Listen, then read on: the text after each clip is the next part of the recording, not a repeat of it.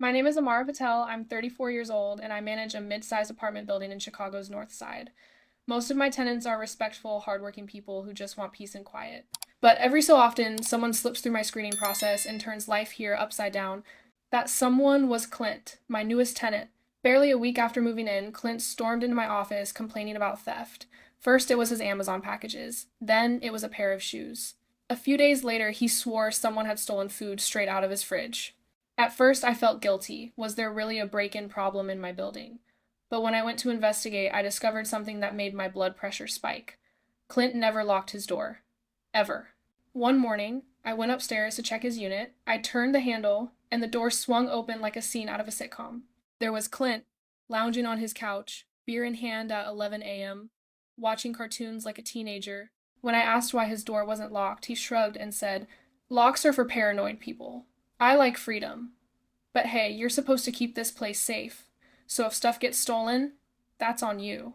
That was the start of his crusade. Every other day, he'd march through the hallway loudly complaining about how unsafe the building was.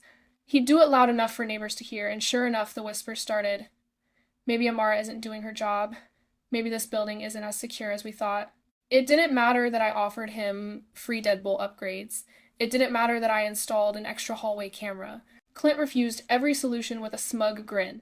"I don't do keys," he said once. "Too much hassle. You should really invest in, better vibes around here." The audacity left me speechless. Not only was he reckless, but he was turning me into the villain of his little drama. That's when something shifted inside me. If Clint wanted to make me the enemy, maybe it was time to play the role and win. I wasn't going to scream, I wasn't going to argue. No, my revenge would be subtle, clever, and absolutely humiliating. But first, I had to watch. Wait. Collect evidence. Because what Clint didn't know was that his downfall had already begun. After his 10th complaint about mysterious thefts, I decided enough was enough.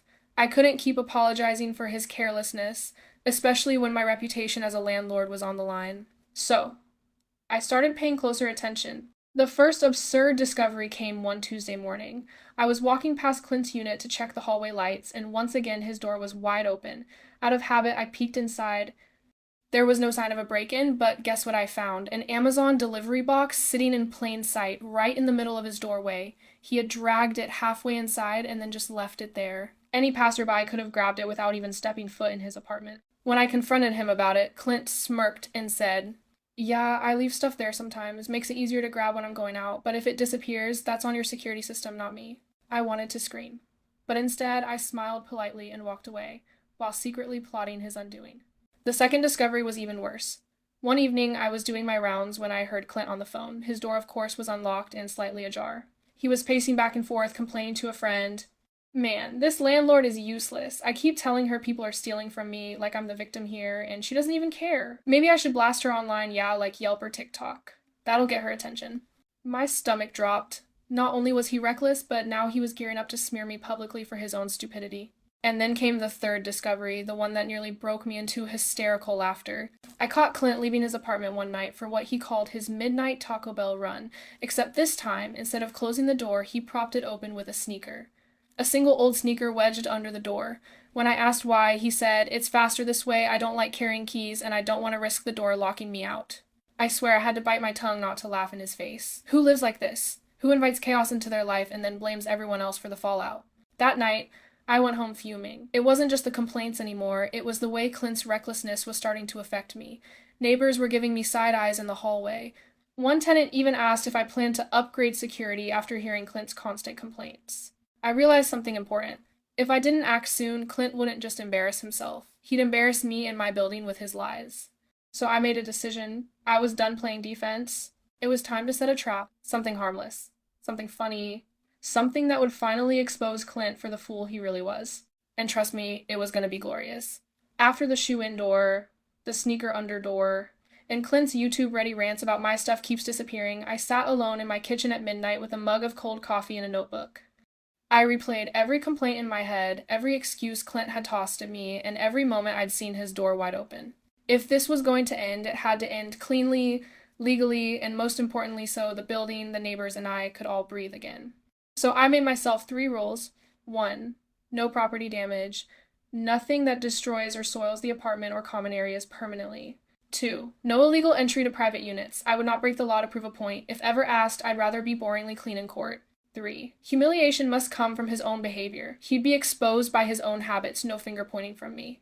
With those rules in place, the plan started to take shape. A lure, a trigger, and an audience. Over the previous weeks, I'd quietly been watching the little things. The telltale evidence stacked up in my head like breadcrumbs.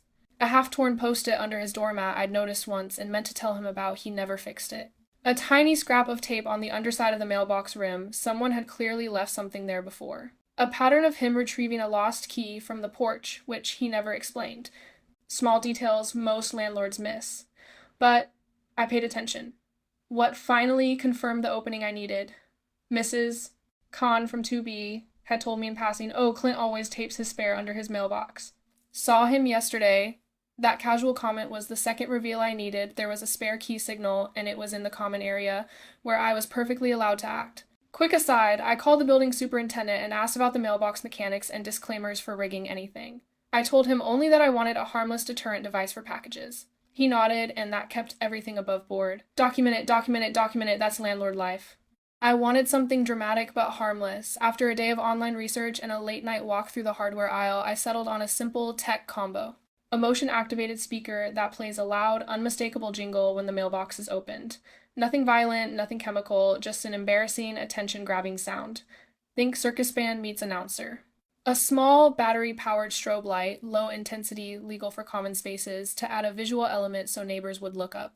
A discrete camera mounted facing the mailbox and porch, already an area covered by our building's common area CCTV, so no privacy laws were being violated. Why this combo? If the spare key snatch happened, I wanted the entire front stoop to know about it instantly. Sound plus light plus footage. The humiliation would be public because the act itself would be public. I tested the device twice in my living room. Jingle, flash, accidental laughter. It worked exactly as intended. Loud, ridiculous, impossible to ignore. A trap without bait is a box of nothing. The spare key habit had to be exploited, but again, legally and gently. So I made a believable bait, a fake found key envelope. On the outside it read, "Found spare key, please take if yours. Building MGMT." Inside, a key-shaped prop that looked authentic from a distance but had no teeth and wouldn't fit any lock. It was taped to a small pressure pad that, when the envelope was lifted, would trigger the motion, speaker, and strobe. Simple, effective, and entirely in the mailbox, a common area. I also prepared a decoy.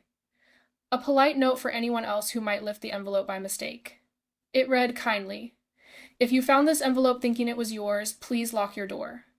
We've had several unlocked units lately. That covered my legal bases and made the prank less mean-spirited if a well-meaning tenant grabbed it. I left a small, innocuous sticker with building emergency numbers inside too, so it wasn't malicious. The prank was to teach, not to punish beyond embarrassment. You can't create a viral moment without context. Clint had been talking about me on neighborhood apps and saying the building was unsafe. That narrative had to unravel in public. So I seeded a small factual update on the tenant group chat. Reminder, if you keep packages outside unlocked doors, they can disappear. Consider deadbolts and putting packages away promptly. Amara, building MGMT. The message sounded like a neutral PSA. It would make it clear to anyone reading later that package divided by door security was already a known concern and would underline that Clint's claims about a break-in problem were not the whole story. I set the envelope back in the mailbox at dusk and walked away, heart hammering. In my head, I rehearsed every possible fallout scenario, from nothing happening at all to someone else grabbing it, to the exact best-case scenario where Clint's own behavior would implode his narrative. You don't throw a show without an audience. I quietly texted 3 neighbors I trusted, Mrs. Khan in 2, B. Jamal from 1 Ampere, and Rosa in 3C, and asked them to keep an eye out that evening. I didn't tell them specifics, only, if you notice anything odd near the mailbox tonight, please record it for safety reasons. That was my final safety net. If the prank triggered, there'd be multiple witnesses and corroborating footage, not just my word against his.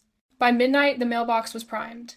The envelope sat in the slot like an innocent invitation. My phone buzzed with a last-minute, "I'm awake" from Mrs. Khan. I sat on my couch, pretending to read, but I was listening to the dark like a hunter. The question that wouldn't leave me, would Clint really take the bait, or would some other unsuspected variable steal the show? I didn't sleep that night. I sat on my couch, lights dimmed, one ear on the hum of the refrigerator and the other on my phone, waiting. Around 12:45 a.m. The building's quiet was broken by the sound of shuffling footsteps outside. Through my apartment window, I could see the faint glow of a phone flashlight waving near the entrance. It was Clint. Even from 3 stories up, I could spot him. A hoodie pulled over his head, pacing around like a burglar in his own building. He glanced over his shoulder twice, then crouched by the mailbox row. My chest thudded. This was it. I watched on the security app as his hand hovered over the mailbox slot. He pulled back once like he was second-guessing himself, then muttered something I couldn't hear. And then he grabbed the envelope. The moment his fingers lifted it, the trap screamed to life. A blaring circus fanfare blasted from the hidden speaker so loud it echoed through the entire front hall. At the same time, the strobe light flickered like a rave, painting Clint in white flashes that made him look like a criminal caught in paparazzi fire. He jumped 3 feet back, dropped the envelope, then scrambled like a rat trying to escape the light. His hoodie slipped halfway off his head, exposing his face fully to the camera. For a second, he froze deer in headlights before he realized every apartment window was lighting up. Doors creaked, curtains shifted, neighbors peeked out. Mrs. Khan from 2B shouted down the stairwell, "Clint? What are you doing with the mailbox?" Jamal from 1 Ampere flicked on his porch light and held his phone up recording. Rosa from 3C, wide awake in her robe, leaned halfway out her door laughing. The circus soundtrack blared on repeat. Each loop made the scene more ridiculous. And Clint, he was caught in the middle, holding his hands up like he'd been ambushed by a SWAT team. "Turn it off! Turn it off!" he screamed, his voice cracking. The building security camera got everything. Went sneaking down at midnight. Clint reaching for an envelope marked "Found spare key. Please take if yours." Clint caught under flashing lights, humiliated in front of half the building. I sat back on my couch shaking with laughter. Not cruel laughter, but the kind that comes from weeks of frustration finally turning into release. He had played himself. The best part? The prank wasn't malicious. It didn't harm him, didn't ruin property, didn't even keep him from grabbing the envelope if he wanted. The only thing it stole was his dignity. And dignity, I thought, was exactly what he needed to lose. But here's the part I didn't expect. Clint didn't just panic, he tried to talk his way out right there in front of everyone. "This isn't what it looks like," he shouted. "I was just, checking the security of the mailbox for Amara. Yeah, I was, making sure nobody could steal mail." Nobody bought it. Mrs. Khan burst out laughing so hard she had to grip the railing. Jamal yelled, "Bro, it is what it looks like," and kept recording. The more Clint squirmed, the worse it got. The more he yelled, the more neighbors came to their doors, bleary-eyed but entertained. Within 5 minutes, he had become a living meme, the guy in the building who got punked by a mailbox. I stayed silent, unseen, as the spectacle burned itself into everyone's memory. When Clint finally stomped back upstairs, red-faced and muttering curses under his breath, the building group chat exploded with notifications. Did anyone else just see Clint at the mailbox? What was that music? I nearly fell out of bed laughing. "Amara, please tell me you set that up. Please." I didn't reply. Not yet. The moment wasn't ready for closure. The beauty of revenge is letting the tension simmer before the reveal. And Clint? He had no idea what was coming next. Because his humiliation wasn't over. It was only the beginning. The morning after the mailbox circus incident, the building felt different. People were smiling, the air was lighter. Even the usual grumpy mail carrier cracked a grin when Mrs. Khan leaned down to whisper, "Wait until you hear about last night." But Clint? Clint looked like a man who wanted the earth to swallow him whole. He kept his hoodie pulled tight, avoided eye contact, and power walked to his car like a fugitive on the run. What he didn't know was that the damage was already done. By 8 a.m., Jamal from 1 Ampere had already uploaded a 20-second clip of Clint's midnight dance with the caption, "When you accuse the landlord of theft but forget to lock your own door." Within hours, it spread through our neighborhood Facebook group and the local Reddit thread. Comments rolled in like wildfire. "This is gold. Bro looks like he's at a rave in the 80 seconds. Imagine being this dumb and this loud about it." And then the kicker, someone looped the footage with circus music layered over it. The meme basically made itself. Clint had become a punchline. Around noon, Clint finally snapped. He stormed into the group chat like it was his personal courtroom. "This is harassment. Someone set me up. Or maybe someone should lock their door. And maybe not accuse Amara of theft when you're too lazy to use a key." Facts. The chat went quiet after that. Even Clint's one friend in the building left him on red. I had documented every single step, the spare key habit, the neighbors' complaints, the legal prank setup, the camera footage. If Clint tried to play victim, I was holding all the cards. 2 days later, I called a brief tenant meeting in the lobby. Everyone showed up, even Clint, sulking in the back with his hood up. I didn't yell, I didn't gloat. I simply pulled out my laptop, connected it to the projector, and played the footage straight from the building's security cam. There it was, Clint sneaking down at midnight, grabbing the envelope, and being blasted with circus fanfare under flashing lights. The neighbors chuckled. Then they laughed. Then the entire room was roaring. I let the laughter die down. Then I looked straight at Clint. Clint, I said calmly, you accused this building of being unsafe. You accused me of not doing my job. But the truth is simple. You refused to lock your door. You made yourself the victim, then blamed everyone else. This, I gestured to the screen, is what happens when your own choices catch up to you.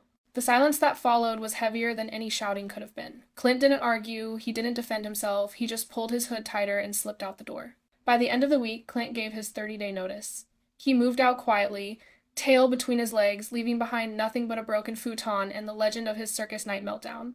And the building? United like never before. Neighbors who hadn't spoken in months were suddenly bonding over the meme. Someone even printed out a still frame of Clint mid-scream, taped it to the laundry room wall, with the caption, "Lock your doors, folks, or the circus comes to you." As for me, I didn't feel cruel. I hadn't screamed, slandered, or punished him unfairly. I'd let Clint's own negligence expose him in the most public, ridiculous way possible. Justice wasn't served with anger, it was served with a laugh track. And I have to admit, hearing that circus jingle echo in my head, I couldn't help but smile. Because for once, the villain in the story wasn't me.